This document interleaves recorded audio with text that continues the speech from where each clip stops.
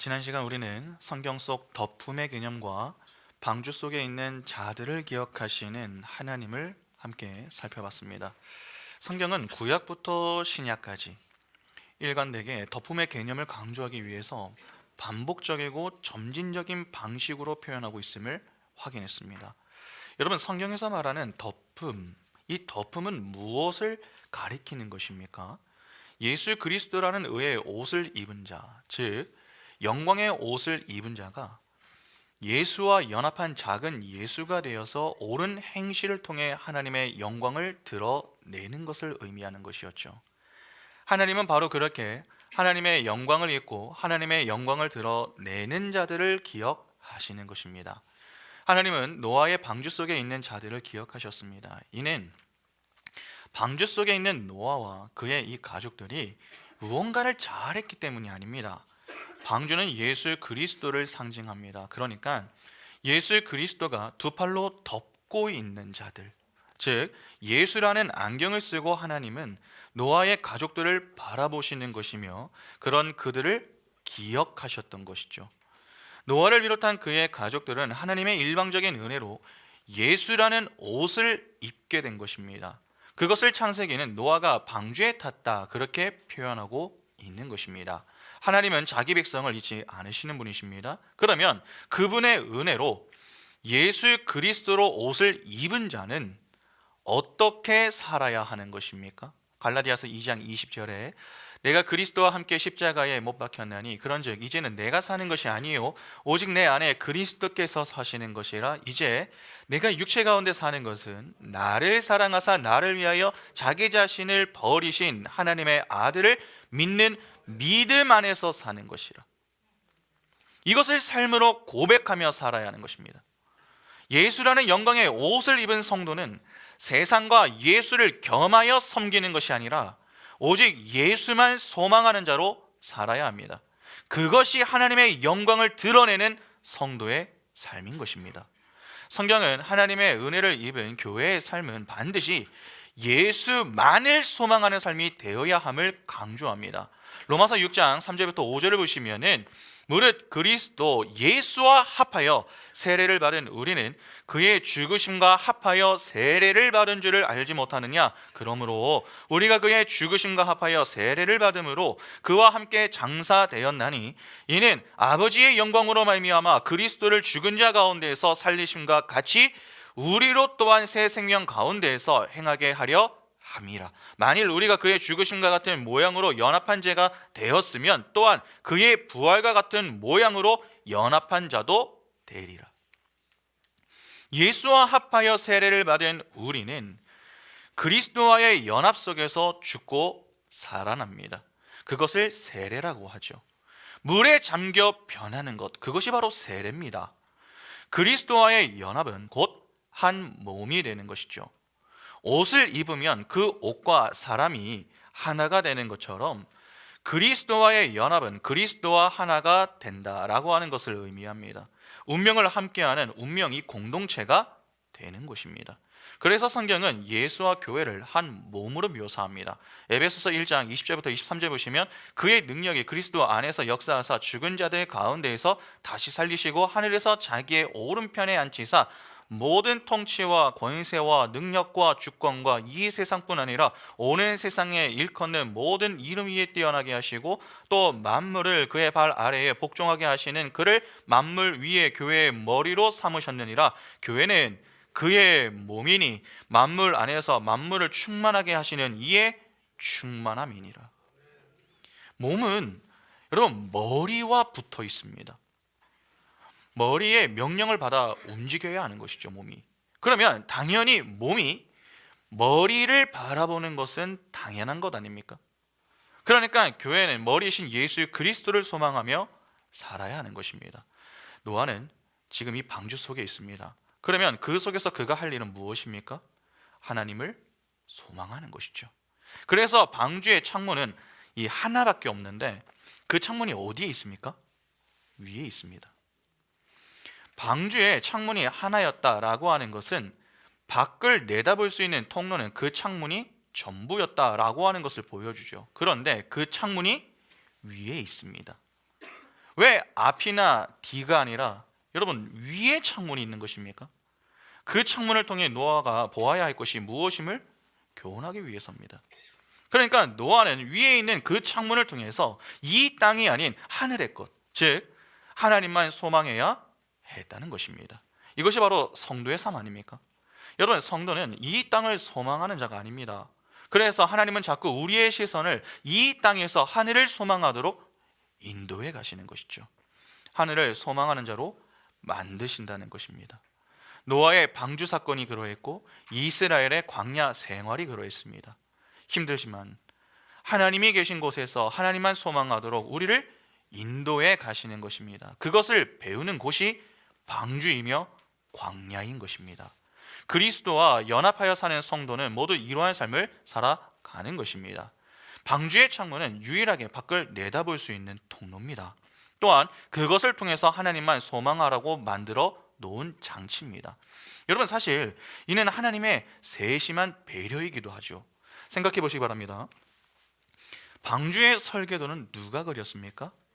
하나님이 그리셨습니다. 그러면 그때 그 방주에 창문을 달지 않으실 수도 있었던 것 아닙니까? 충분히 그렇게 하실 수도 있었습니다. 그러나 하나님은 방주의 창문을 하나 만들게 하셨습니다.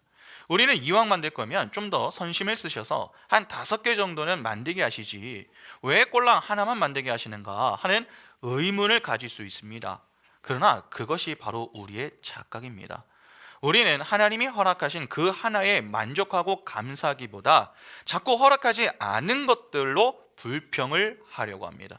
그래서 하나님의 은혜와 사랑 앞에서도 늘 원망이 가득하죠. 그런데 조금만 생각해 보시기 바랍니다. 방주의 창문이 몇 개 달리는 것이 무엇이 그렇게 중요합니까? 창문은 있어도 그만이고 없어도 그만입니다. 중요한 것은 창문이 아니라 방주입니다. 본래 노아는 방주를 만들 수도 없었고 탈 수도 없었던 자였습니다. 그 역시도 하나님의 저주와 심판의 물에 잠겨 죽어야 했었던 그러한 존재였죠. 그러나 그가 다른 이들과 함께 심판을 받아 저주의 물에 빠져 죽지 않은 이유가 무엇 때문입니까? 하나님이 일방적인 은혜로 그에게 찾아와 방주를 만들고 탈 수 있도록 인도해 주셨기 때문입니다. 그러면 그에게 중요한 것은 무엇입니까? 방주에 달린 창문의 개수가 아니라 방주를 만들어서 내가 탈 수 있느냐는 것이죠. 그러니까 방주에서 창문은 그리 중요한 문제가 아니라는 것입니다. 창문을 빼고 방주를 만들어라 라고 그렇게 말씀을 하셔도 노아 편에서는 할 말이 없습니다. 왜냐하면 방주를 만들어서 탈 수 있는 것 자체가 이 노아에게는 큰 은혜이기 때문이죠. 그런데 하나님이 노아의 가족을 위해서 창문을 하나 허락하셨습니다. 그러면 그것이 설령 하나요? 또 위에 있더라도 그것에 감사할 수 있는 것이 정상 아닙니까? 왜 창문은 하나인가? 그것으로 불평하기보다 방주 생활을 잘 할 자들을 위해서 창문을 하나 허락해 주심에 감사하며 그 창문을 통해 주시는 교훈이 무엇인가 하는 것을 잠잠히 고민하고 하나님의 뜻을 발견하는 것, 그것이 바로 성도가 보일 바른 모습인 것입니다. 우리 인생도 똑같습니다. 자꾸 없는 것으로 여러분 불평하시면 안 됩니다. 상대적으로 내가 갖지 못한 것에 하나님께 불평하기보다 내게 허락하신 것들로 감사하고 그 이유를 두고서 기도할 줄 알아야 합니다. 우리는 얻는 것에만 관심을 갖지 그것을 얻으려고 하는 이유에 대해서는 별로 관심을 두지 않는 경향이 있습니다. 하나를 보면 열을 안다고 했습니다. 하나님이 내 인생에 무언가를 좀 적게 주실 때에는 적게 주시는 이유가 있는 것이고 많이 주실 때에는 많이 주시는 이유가 있는 것입니다. 그때 우리는 실망과 교만할 것이 아니라 그 가운데 하나님이 왜 갑자기 내 인생에 이러한 상황을 허락하셨는가 하는 것을 바라보며 하나님의 뜻을 구하는 겸손함을 가지고 기도할 수 있어야 하는 것입니다. 그래야 어떤 상황 가운데에서도 자족하며 감사함을 고백할 수 있는 것이죠. 그래서 바울은 이렇게 이야기합니다. 빌립보서 4장 11절부터 13절 보시면 내가 궁핍함으로 말하는 것이 아니니라 어떠한 형편에든지 나는 자족하기를 배웠노니 나는 비천에 처할 줄도 알고 풍부에 처할 줄도 알아 모든 일 곧 배부름과 배고픔과 풍부와 궁핍에도 처할 줄 아는 일체의 비결을 배웠노라. 내게 능력 주시는 자 안에서 내가 모든 것을 할 수 있느니라. 바로 이러한 삶의 모습이 오늘 우리의 삶이 될 수 있어야 한다는 것입니다. 그런데 오늘 본문을 보면은 노아가 방주의 창문을 열어서 이 새들을 날려보내는 그러한 기사가 나옵니다. 어떠십니까? 노아의 이 모습을 어떻게 보아야 합니까? 내용을 보면 노아가 한 번만 이 새를 날려보내는 것이 아니죠. 여러 차례 새를 날려보내는 모습을 보입니다. 왜 새를 자꾸 날려보냅니까? 바깥 상황을 확인하기 위해서 날려보내는 것 아닙니까? 그러면 이를 어떻게 보아야 합니까? 보기에 따라 노아의 이 모습은 하나님을 향한 의심과 불신을 갖고 행하는 것처럼 보이기도 합니다. 창세기 8장 1절을 잠시 한번 보시기 바랍니다. 하나님이 노아와 그와 함께 방주에 있는 모든 들 짐승과 가축을 기억하사 하나님이 바람을 땅 위에 불게 하심에 물이 줄어들었고, 하나님이 노아의 가족들을 기억하시며 노아가 방주 안에 있는 그 동안에도 하나님은 하늘의 물과 땅에 물을 주관하셨고 물이 줄어들게 하시며 방주를 이 아라랏 산에 머물게 하셨습니다. 그러면 노아가 할 일이 무엇입니까? 하나님의 말씀을 차분하게 기다리는 것 아닙니까? 처음부터 하나님이 노아의 인생에 찾아와서 홍수 심판을 예고하시며 그와 언약을 맺으셨던 것처럼, 그리고 노아 홍수 심판이 임박했을 때에 그를 찾아와 방주에 들어가라 그렇게 명하셨던 것처럼, 심판이 끝난 이후에 노아에게 완전한 안식을 주시기 위해 그들을 기억하고 일하시는 그 하나님을 소망하며 끝까지 믿음으로 기다리는 것이 더 바람직한 것 아니냐는 것입니다. 만일 그렇게 본다면 우리는 아마 이 해당 본문을 보면서 이렇게 해석을 할 수 있을 것입니다. 믿음을 끝까지 지킨다라고 하는 것이 얼마나 어려운가. 봐라, 하나님의 구원을 받고도 끝까지 하나님의 때까지 인내하지 못하는 그 노아의 모습은 인간의 한계성을 보여주는 것이다. 그러나 하나님은 그런 노아를 책망하지 않으시고 그를 찾아와 말씀으로 품어주셨다. 그런 하나님의 은혜를 받아 하나님의 안식에 거하게 되는 자들이 바로 교회다. 그러니까 이를 인간의 유한함과 하나님의 전능함을 대조시켜서 성도의 견인교리에 맞추어 해석하고 설교할 수도 있는 것입니다. 충분히 그렇게 볼 수도 있고 또 그렇게 그러한 시도를 해 볼 수도 있습니다.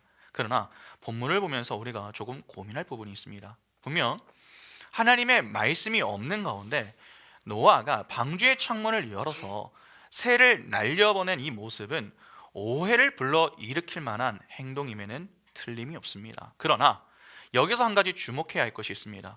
노아는 왜 방주의 문이 아니라 방주의 창문을 열었는가 하는 것입니다.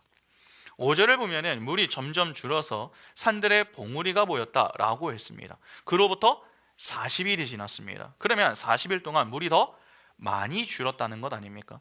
그러니까 노아는 충분히 물이 줄어들었을 것이다 라고 하는 이 사실을 추측할 수 있는 그러한 상황 가운데에서 창문을 연 것입니다. 창세기 8장 13절 보겠습니다. 601년 첫째 달 곧 그 달 초 하룻날에 땅 위에서 물이 거친지라 노아가 방주 뚜껑을 제치고 본즉 지면에서 물이 거쳤더니, 본절을 보면은 노아가 방주의 뚜껑을 제치고 보았다라고 했습니다. 이는 노아가 여러분 마음만 먹었다면은 창문이 아니라 뚜껑을 열 수도 있었다라고 하는 말이 되는 것이죠. 그러나 그는 방주의 뚜껑이 아니라 먼저 창문을 열었습니다. 왜 방주 뚜껑이 아니라 창문부터 연 것입니까? 창문은 누구를 바라보는 통로 역할을 합니까? 하나님입니다. 지금 노아는 의심과 불신으로 창문을 연 것이 아닙니다. 오히려 그 반대로 하나님을 믿는 믿음 안에서 창문을 열고 새를 날려보낸 것입니다. 그러니까 창문을 열고 새를 날려보내는 행위는 믿음의 행위로 행한 것이지 의심과 불신으로 행했다 그렇게 보기 어렵다는 것입니다. 실제 의심과 불신으로 보기 어려운 몇 가지 이유들이 좀 있습니다. 첫째, 노아는 의인이다 라고 하는 점이죠. 기본적으로 의인은 선을 행하는 자입니다. 성경이 교훈하는 선은 하나님과 동행하는 것 아닙니까? 하나님과의 동행은 곧 하나님의 말씀에 순종하는 것으로 나타납니다. 그래서 하나님이 노아에게 이 약속하시며 그와 언약을 맺었던 것 아닙니까? 실제 성경에서 말하는 의라고 하는 이 짜다크는 하나님과의 바른 관계 속에서 하나님이 요구하시는 것을 성실히 수행하는 관계 용어입니다. 그래서 하나님이 노아와 언약을 맺으며 방주를 지으라고 말씀하셨을 때에 여러분, 노아가 어떻게 했습니까? 120년 동안 최선을 다해서 방주를 만들었습니다. 가족들과 주변 사람들의 지지를 받지 못해도, 때로는 조롱을 받아도 끝까지 방주를 지었습니다. 그리고 비도 내리지 않는 그 가운데에 하나님이 그에게 방주에 들어가라 그렇게 말씀하시는 그 말씀에 순종을 하여서 가족들과 하나님이 이끌어 오신 짐승들을 방주에 다 태웠습니다. 그러니까 홍수 심판 이전까지 노아는 하나님의 말씀에 성실하게 순종하는 모습을 보였던 것이죠. 더욱이 그가 타고 있는 방주는 여러분 그냥 상자가 아닙니다. 예수 그리스도를 상징하는 상자입니다. 예수 그리스도가 그를 품고 계시는 그 자리에서 그는 예수와 연합된 상태로 하늘을 소망하며 사는 자입니다. 예수와 연합된 자의 인생은 하나님의 뜻을 이루는 인생 아닙니까? 하나님의 뜻을 이루는 자는 하나님의 말씀에 순종하는 자입니다. 그런 그가 하나님을 의심하고 불신했다, 그게 말이 되겠습니까? 물론 노아가 완벽했다라고 하는 말은 아닙니다. 이후에 이 노아가 포도주에 만취하여서 벌거벗은 상태로 자는 모습은 그의 연약함을 보여줍니다. 그러나 노아는 하나님의 말씀을 의심하거나 불신했던 인물은 아니었습니다. 소위 세상 사람들처럼 사는 자로 돌아가지 않았다는 것이죠. 둘째, 새를 날려보낸 시점입니다. 노아는 물이 줄어든 것을 확인하고 새를 날려보냈습니다. 여러분, 하나님이 노아에게 하신 약속이 무엇이었습니까? 기억하십니까? 창세기 7장 1절부터 3절 보시면 여호와께서 노아에게 이르시되 너와 내 온 집은 방주로 들어가라. 이 세대에서 내가 내 앞에 의로움을 내가 보았음이니라. 너는 모든 정결한 짐승은 암수 7씩, 부정한 것은 암수 2씩을 내게로 데려오며 공중의 새도 암수 7씩을 데려와 그 씨를 온 지면에 유전하게 하라. 여기 보면은 짐승에 관한 약속이 나옵니다. 하나님의 약속은 단지 살려주겠다 하는 정도가 아닙니다. 살려내서 그 살려낸 짐승들의 씨를 온 지면에 유전케 하는 것까지입니다. 그러면 하나님은 어디까지 지금 생각을 하고 계신 겁니까? 방주에 타는 것에서부터 방주에서 내려온 이유까지를 다 계획하고 계신 것 아닙니까? 그러니까 하나님의 시선은 홍수 심판 이전부터 이미 심판 이후에 노아의 가족들이 방주에 내려와서 지내는 것까지를 다 바라보고 계셨던 것입니다. 그 내용을 들은 자가 여러분 노아입니다. 그러면 그것을 확인하는 것이 문제가 됩니까? 우리는 자꾸 확인하는 어떤 이 행위를 잘못되고 나쁘다고만 생각하는 경향이 있습니다. 그러나 확인을 하는 행위 자체는 나쁜 게 아닙니다. 확인의 문제에서 중요한 것은 확인을 하는 행위 자체가 아니라 확인을 하는 이유입니다. 성경을 보면 이러한 내용들이 은근히 많습니다. 성경을 보면 인구조사와 관련된 기사가 제법 많죠. 그 중에 우리에게 가장 친숙한 사건이 무엇입니까? 민수기에 나오는 2번의 인구조사입니다. 1장과 26장에 각각 나오지 않습니까? 그 당시에 이스라엘이 여러분 왜 인구조사를 했습니까? 민수기 1장 1절과 2절 보시면 이스라엘 자손이 애굽 땅에서 나온 후 둘째 해 둘째 달 첫째 날에 여호와께서 시내 광야 회막에서 모세에게 말씀하여 이르시되 너희는 이스라엘 자손의 모든 회중과 남자의 수를 그들의 종족과 조상의 가문에 따라 그 명수대로 계수할지니. 바로 하나님이 이스라엘에게 명하셨기 때문입니다.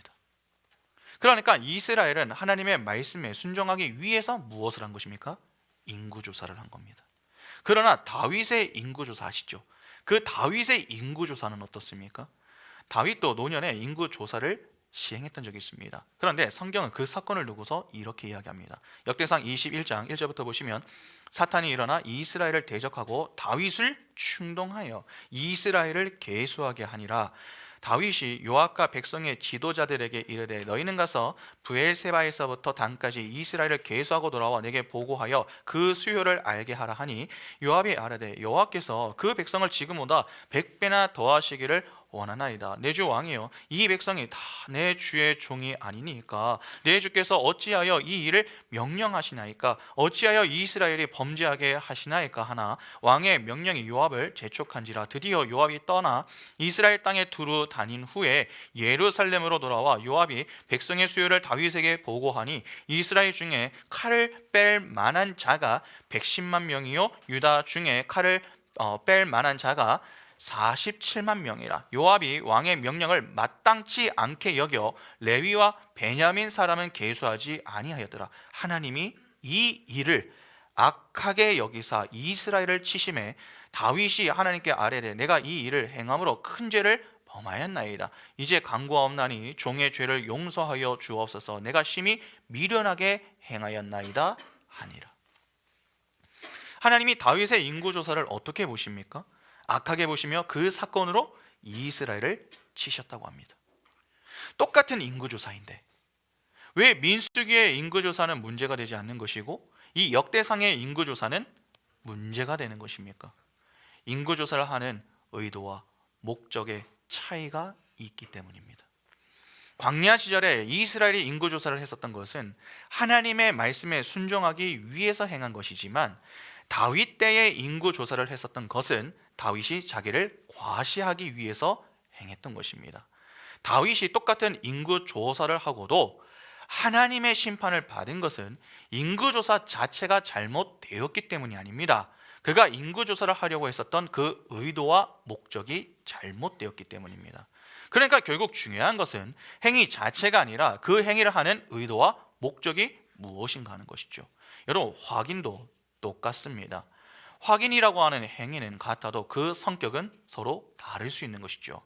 누군가는 믿지 못하는 불신 때문에 확인하는 경우가 있습니다. 자녀들이 자꾸 거짓말을 하면 어떻게 됩니까? 부모는 자녀가 어떤 말을 해도 자꾸 확인을 합니다. 그 맞는 거야? 정말이야? 그렇게 묻는 것이죠. 왜 그렇습니까? 믿지 못하기 때문입니다. 그러나 더 잘 믿기 위해서 확인하는 경우도 있죠.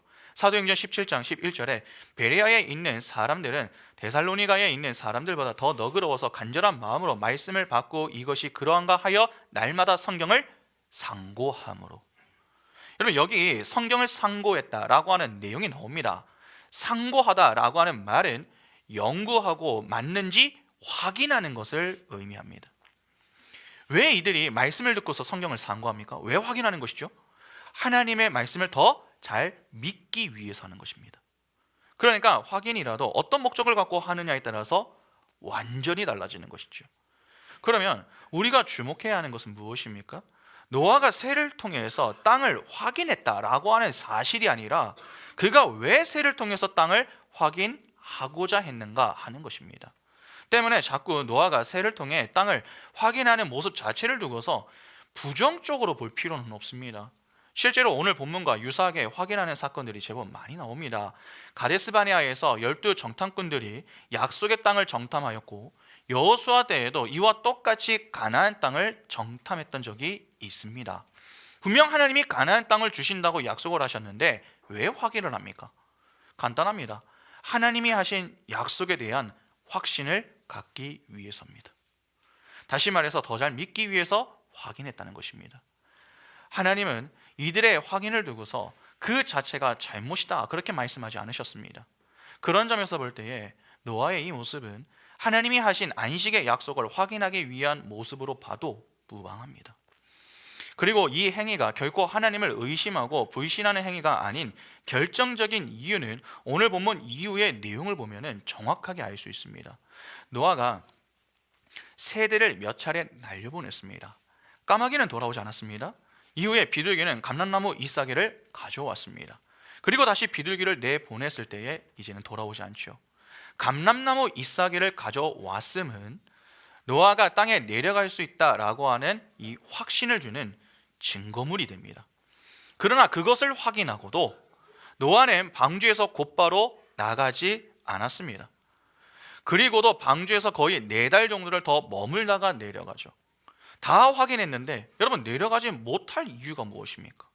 만일 그가 하나님을 의심하고 불신하는 행위로 새들을 날려보낸 것이다 라고 하면은 사실 이 사실 여부를 확인한 이후에 그냥 곧바로 땅으로 내려갔을 가능성이 매우 높겠죠.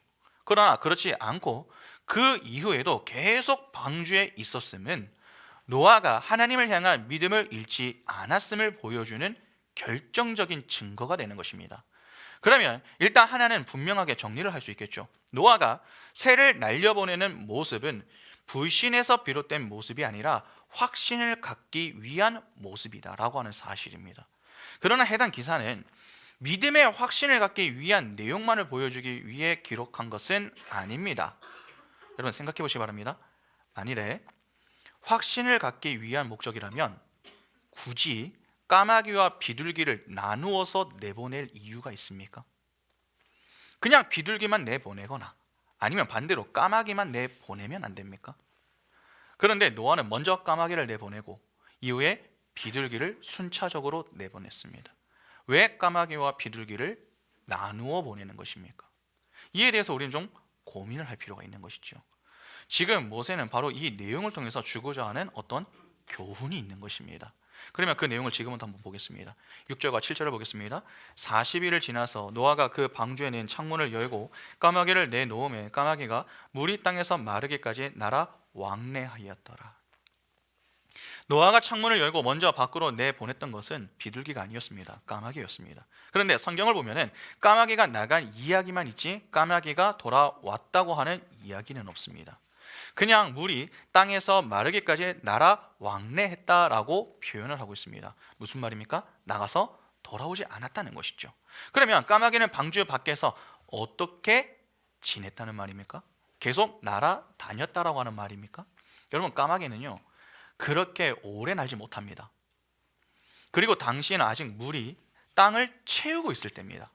8절부터 10절을 보시면 그가 또 비둘기를 내놓아 지면에서 물이 줄어들었는지를 알고자 하매 온 지면에 물이 있으므로 비둘기가 발붙일 곳을 찾지 못하고 방주로 돌아와 그에게로 오는지라. 그가 손을 내밀어 방주 안 자기에게로 받아들이고 또 7일을 기다려 다시 비둘기를 방주에서 내놓으매.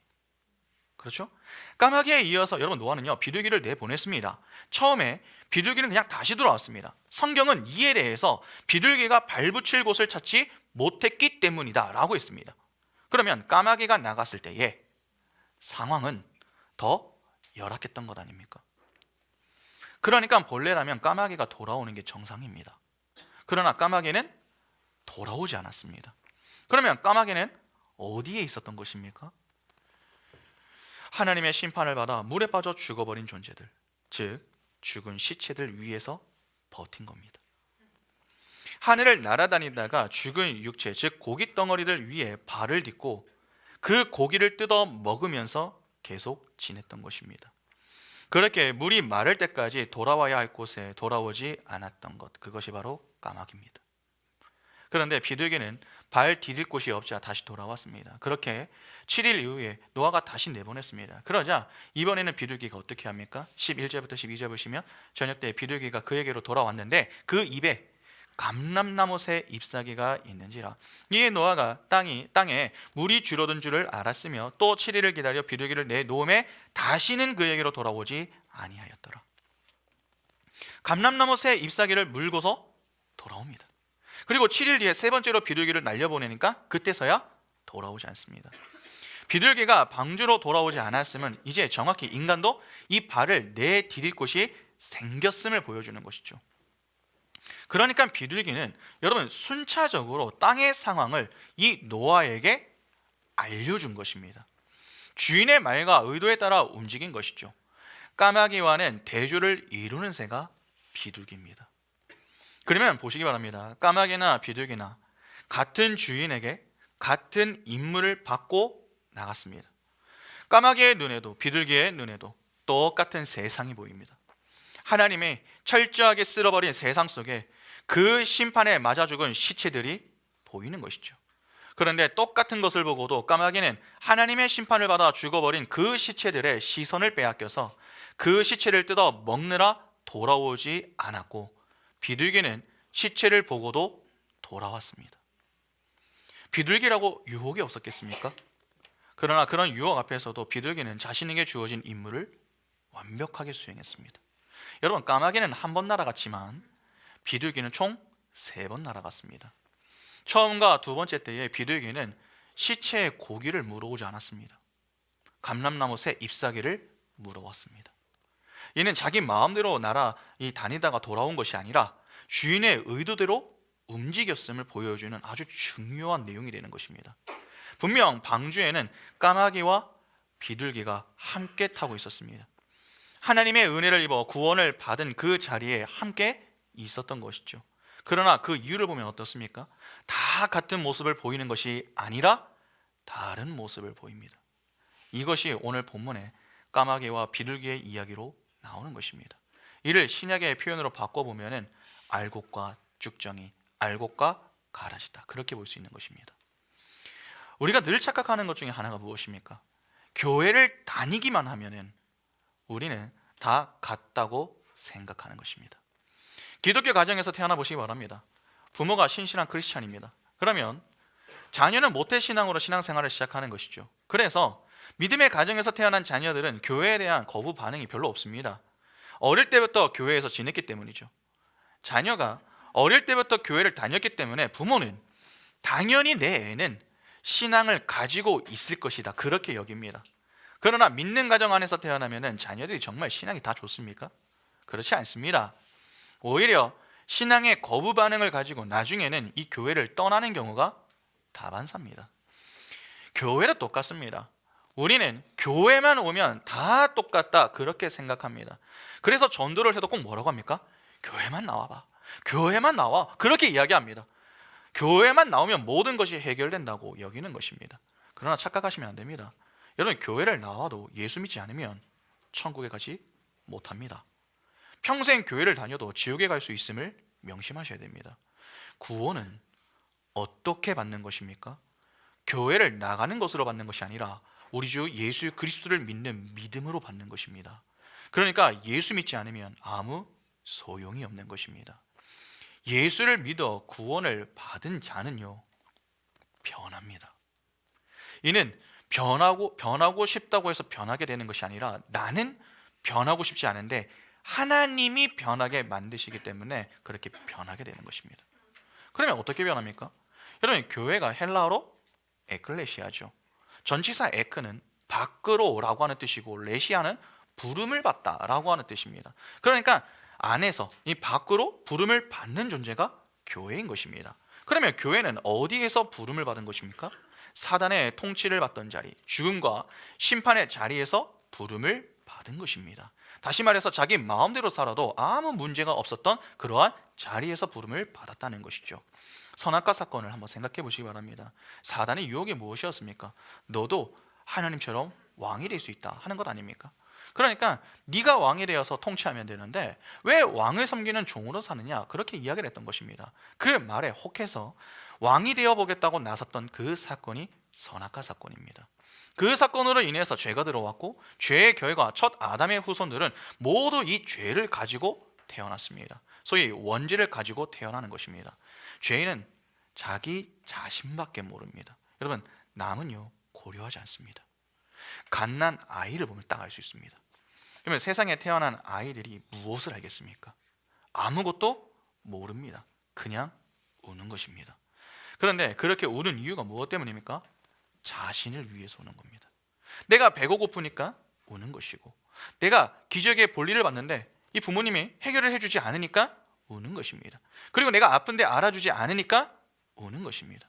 갓난 아이들은 여러분 불편하면요 일단 이 울음부터 터뜨립니다. 이는 누군가가 가르쳐 주었기 때문에 그렇게 하는 게 아닙니다. 본능적으로 그렇게 하는 겁니다. 죄를 가지고 태어나기 때문에 아기들은 무의식적으로 내가 불편하면 울음이라고 하는 그 수단을 통해서 부모의 희생을 강요하는 것입니다. 그렇게 인간은 나면서부터 죽을 때까지 남을 생각하지 않는 이기적인 모습으로 살아갑니다. 그것이 이 땅에서 사는 죄인의 인생이죠. 소위 내가 인생의 왕이 되어서 내 마음대로 살다가 가는 것입니다. 그런데 하나님은 태초부터 구원하기로 작정한 자기 백성을 그 무리의 자리에서 건져내시는 것입니다. 그래서 처음 자리로 회복시키십니다. 본래 인간이 있었던 첫 자리가 어떤 자리였습니까? 하나님을 왕으로 모시며 하나님을 찬미했던 그 자리 아닙니까? 하나님의 의도대로 맞게 움직이고 하나님의 뜻에 순종하며 살기를 기뻐했던 자리, 그 자리가 바로 인간의 첫 자리였습니다. 하나님은 바로 그 자리로 다시 우리를 인도해 내시는 것입니다. 그러니까 내가 왕이 아니라 하나님을 왕으로 모시는 그 자리로 부르셔서 하나님의 뜻에 따라 살게 만들어 내신다는 것이죠. 그런데 그냥 그렇게 살라고 하시면 우리는 어떻게 살아야 하는가 하는 것을 도대체 알 수가 없습니다. 그래서 우리에게 허락하신 것이 무엇입니까? 말씀입니다. 우리는 그 말씀을 통해서 하나님의 뜻을 헤아리고 깨닫고 믿게 되는 것입니다. 그 속에서 끊임없이 우리는 옛사람, 즉 육체에 남아있는 죄의 오염과 부패들을 그 말씀으로 씻어내면서 자기를 부인하며 하나님의 뜻을 이루어가는 삶을 조금씩 배워 나가게 됩니다. 그렇게 죄는 멀리하고 의를 가까이 하면서 하나님의 영광을 위해 살아가게 되는 것입니다. 그것이 거룩을 추구하는 성도의 인생인 것이고, 그것을 배우기 위해 하나님이 허락하신 것이 이 땅의 역사요 인생인 것입니다.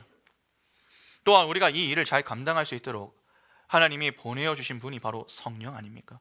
그 성령 하나님이 이루 말할 수 없는 탄식으로 우리를 위하여서 간구하시는 그 은혜로 우리를 포기하지 않으시고 끝까지 붙드시고 인도하시는 그 사랑과 열심과 능력에 의해서 우리가 지금 이렇게까지 예수를 믿으며 하나님의 뜻을 이루는 삶을 살아갈 수 있는 것입니다.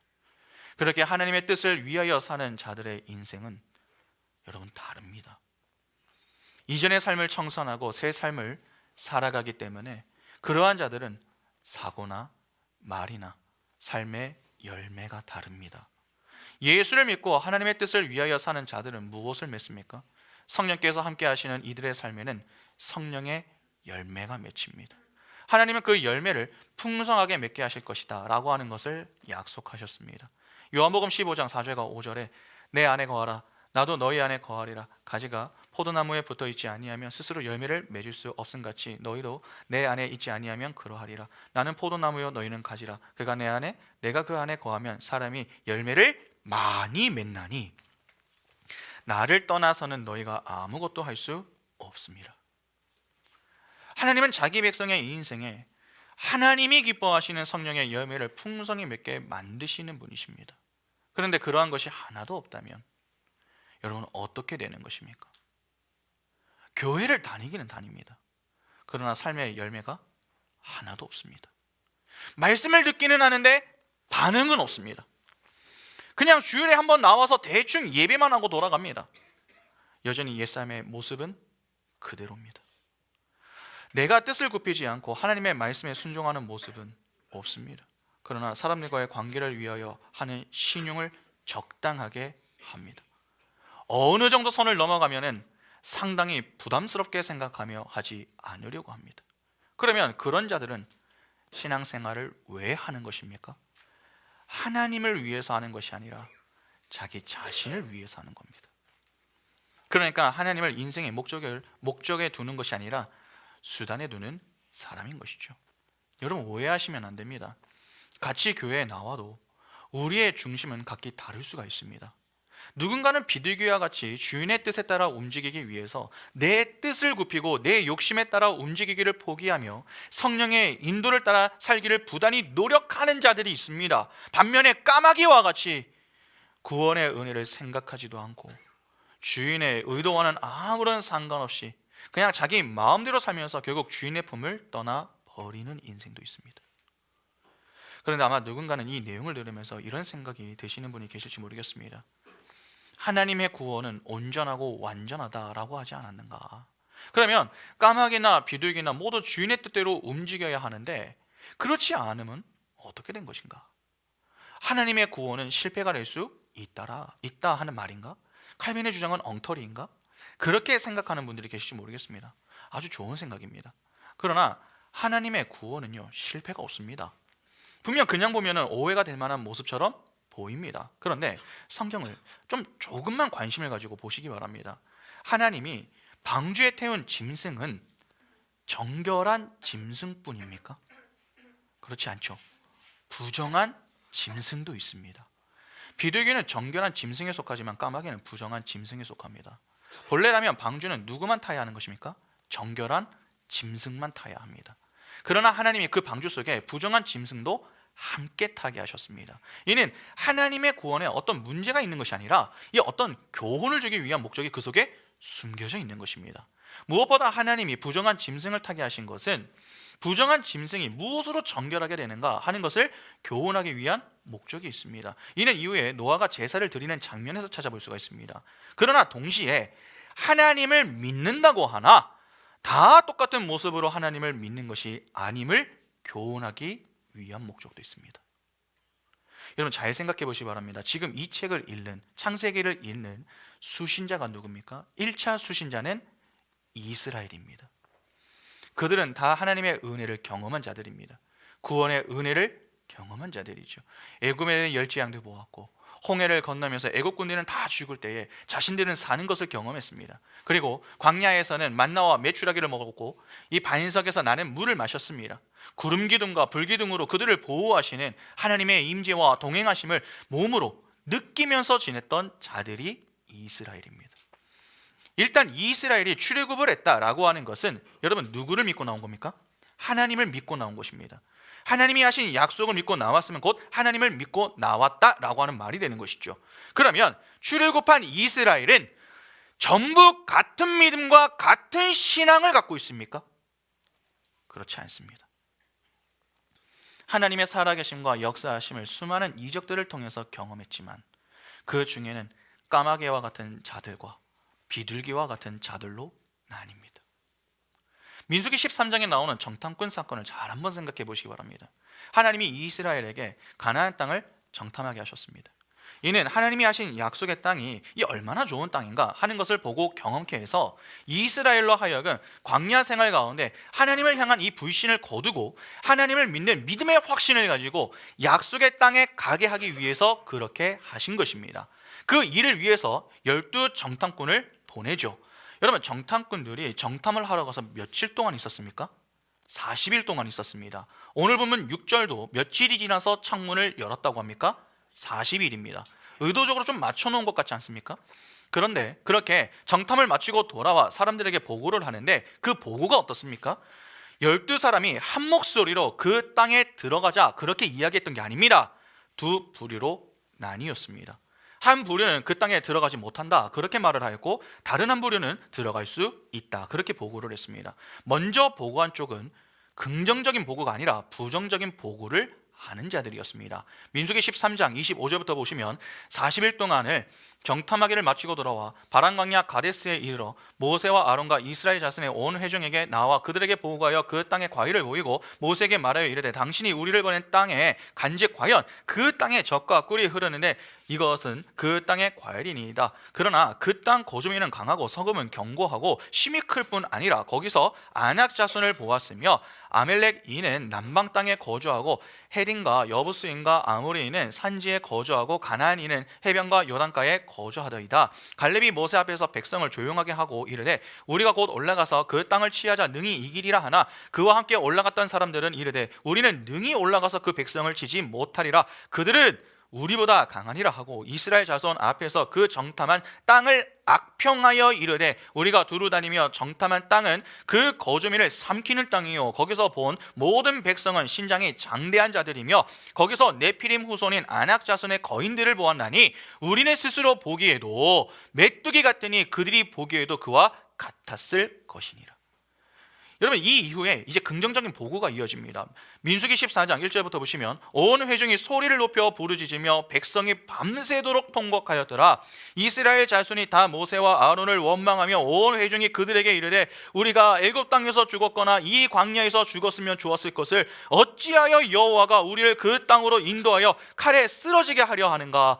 우리 처자가 사로잡히리니 애굽으로 돌아가는 것이 낫지 아니하랴. 이에 서로 말하되 우리가 한 지휘관을 세우고 애굽으로 돌아가자 하매 모세와 아론이 이스라엘 자손의 온 회중 앞에서 엎드린지라.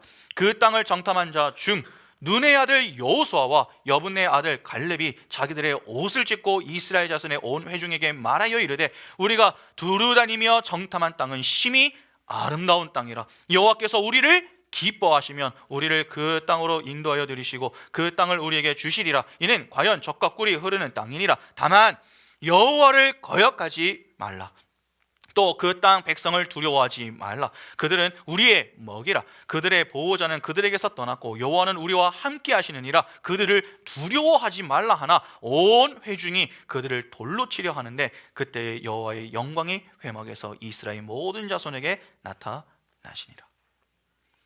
오늘 까마귀가 먼저 등장하고 비둘기가 이후에 등장하는 것처럼 순서가 똑같습니다. 10명의 정탐꾼들은 그 땅에 들어갈 수 없는 이유를 나열했습니다. 오직 여호수아와 갈렙만이 그 땅에 들어갈 수 있는 이유를 설명할 뿐이었습니다. 왜 같은 것을 보고도 이렇게 보고가 상이한 것입니까? 땅에 들어갈 수 없다고 한 자들의 보고는 거짓된 것입니까?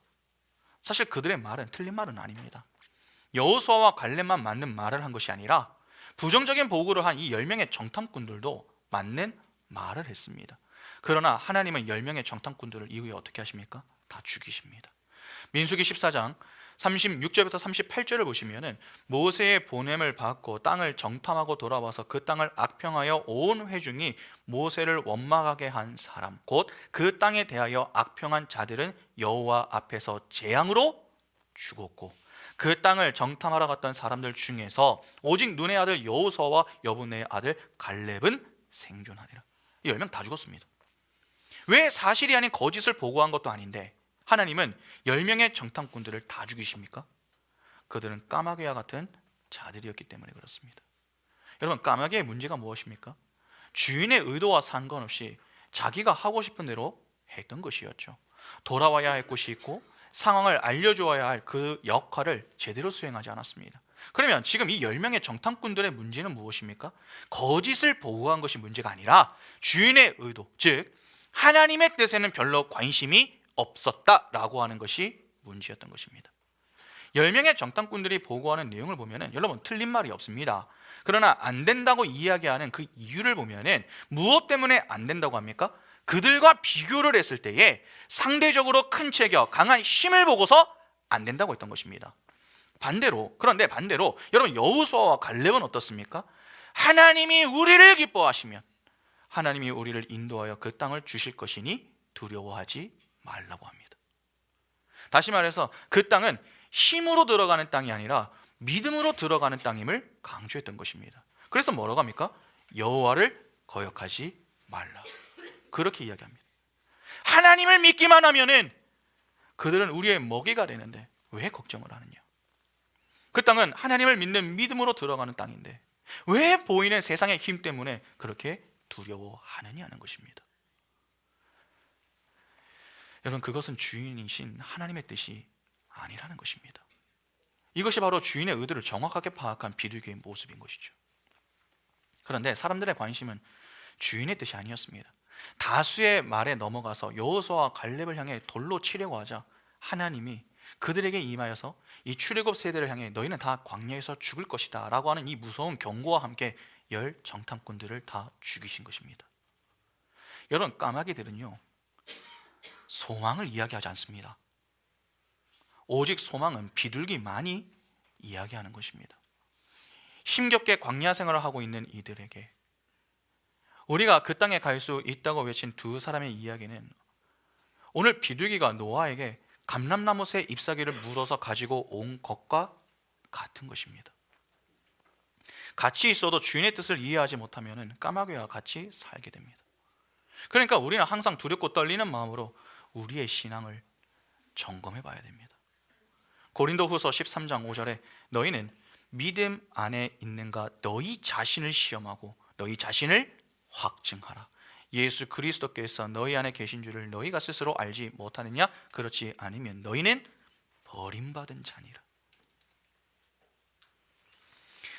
우리가 오늘 본문을 보면서 꼭 명심해야 할 것이 있습니다. 여러분, 성도의 삶은요 늘 아슬아슬한 외줄타기를 하는 것과 비슷하다라고 하는 사실입니다. 우리가 신앙생활을 하기가 어려운 이유가 무엇 때문입니까? 매일 교회에 나와서 이 예배하는 사람들과만 지내면은 편하고 좋습니다. 예배가 조금 좀 지루하고 좀 길고 재미가 없어서 그렇지 믿는 사람들끼리만 모여가지고 있으면 대화도 잘 되고 좋지 않습니까? 그러나 금요일과 주일을 제외하면은 우리는 사회에서 생활을 합니다. 세상으로 나가는 것이죠. 그곳은 믿는 자들보다 믿지 않는 자들이 훨씬 더 많습니다. 세상의 화려함과 아름다움으로 우리의 시선을 빼앗게 만드는 것이죠. 그때를 조심해야 합니다. 그 화려함에 매료되어 세상에 빠지면 정작 우리가 해야 할 것을 하지 못하는 일이 자꾸 발생합니다. 주인의 뜻을 망각하고 내 마음대로 방황하기 시작하는 것입니다.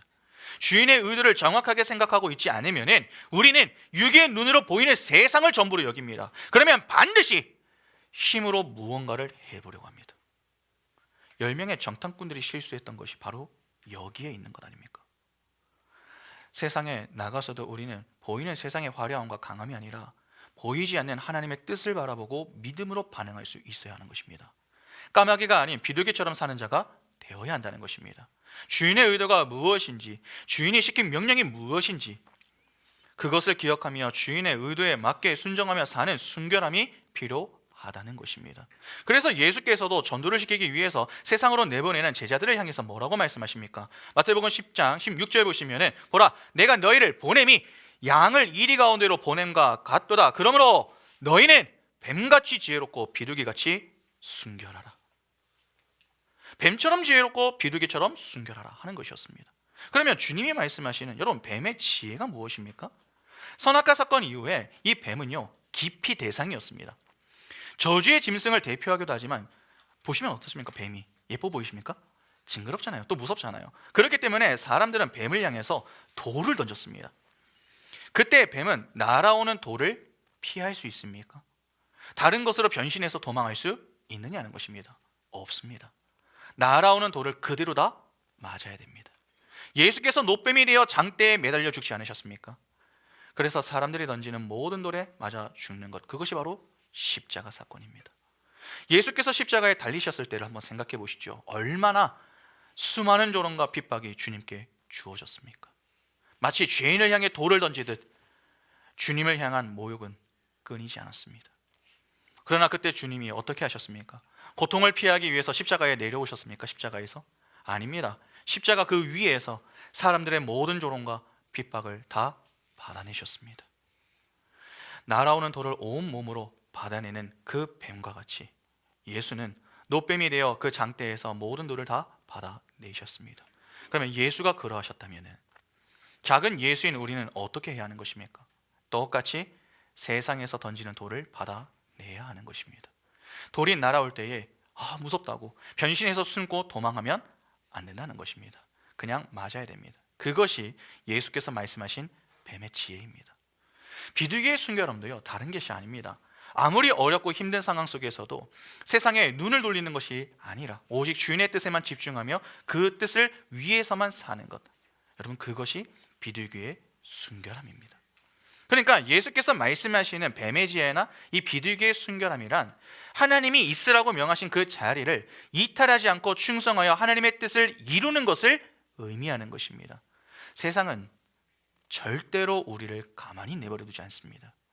사단은 어떻게든 우리를 넘어뜨리기 위해서 하나님과 우리 사이에 그 작은 빈틈을 찾아내려고 합니다. 그래서 베드로는 이렇게 이야기하죠. 베드로전서 5장 8절과 9절에 근신하라 깨어라 너희 대적 마귀가 우는 사자같이 두루 다니며 삼킬 자를 찾나니 너희는 믿음을 굳건하게 하여 그를 대적하라. 이는 세상에 있는 너희 형제들도 동일한 고난을 당하는 줄을 알미라. 그러면 까마귀와 같은 인생이 아니라 여러분 비둘기와 같은 인생이 되기 위해서는 어떻게 해야 합니까? 근신하여 깨어 있는 것밖에는 답이 없습니다. 왜 성경이 그토록 성도에게 잠들지 말고 깨어 기도하라 하는 것입니까? 영적으로 잠들면은 육의 눈이 뜨게 되고 육의 눈이 뜨면은 보이는 세상을 전부로 여기게 됩니다. 세상을 전부로 여기면은 주인의 뜻을 잊어버리고 세상의 화려함을 따라 살게 됩니다. 그러면 영영 주인을 떠나버리게 됩니다. 여러분 왜 노아의 방주 이야기 속에 이 까마귀의 이야기를 보여주는 줄 아십니까? 단지 까마귀와 같은 자들이 있다라고 하는 것을 보여주기 위함 때문이 아니라 하나님은 자기 백성을 절대로 까마귀와 같은 인생을 살게 내버려 두지 않으심을 교훈하기 위해서입니다. 하나님은 자기 백성을 사랑하시는 분이십니다. 절대로 포기하지 않으십니다. 자기 아들을 십자가에 죽게 하심으로 원수였던 우리를 살려내신 분이 여러분 하나님이십니다. 그런 분이 자기 백성을 까마귀와 같은 인생을 살도록 가만히 내버려 두시겠습니까? 절대로 그렇게 둘 순 없는 것입니다. 오히려 그 까마귀의 인생을 사는 자들을 반면교사 삼게 하시어서 비둘기로 살게 하십니다. 그래서 주인의 뜻에 따라 순종하게 만들어 성령의 충만한 열매를 맺게 만드시는 분, 그분이 바로 우리가 믿는 하나님입니다.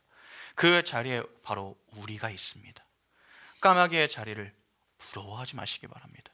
내 마음대로 사는 것이 좋은 것이 아니라 하나님의 손에 붙들려서 사는 것이 더 좋은 것입니다.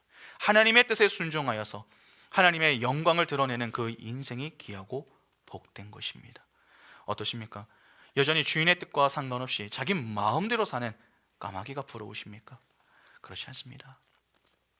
비둘기의 인생으로 우리를 부르신 주님께서 우리를 지키시고 보호하시고 선하게 인도하고 계십니다. 그러면 우리가 할 일은 무엇입니까? 주인의 그 뜻을 잘 헤아리고 그 뜻을 위해서 순종하기만 하면 되는 것입니다. 하나님이 우리에게 원하시는 뜻이 무엇입니까? 믿음입니다.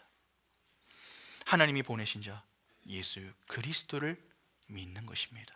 그것이 바로 우리가 해야 할 일입니다. 세상 속에서 사는 우리가 해야 할 것은 이것밖에 없습니다. 이것을 위해서 주님이 우리에게 뱀처럼 지혜롭고 비둘기처럼 순결하라, 그렇게 말씀하신 것입니다. 오늘 우리 인생에 뱀처럼 지혜롭고 비둘기처럼 순결한 이 모습이 가득할 수 있기를 바랍니다. 그리하여 까마귀와 같은 인생이 아니라 비둘기와 같은 인생으로 주인의 뜻에 온전히 순종하여 주인이신 하나님께 기쁨을 드리며 영광의 하나님께 칭찬을 받는 복된 인생이 바로 우리 모두의 인생이 다 될 수 있기를 간절히 소망합니다. 함께 찬양하겠습니다.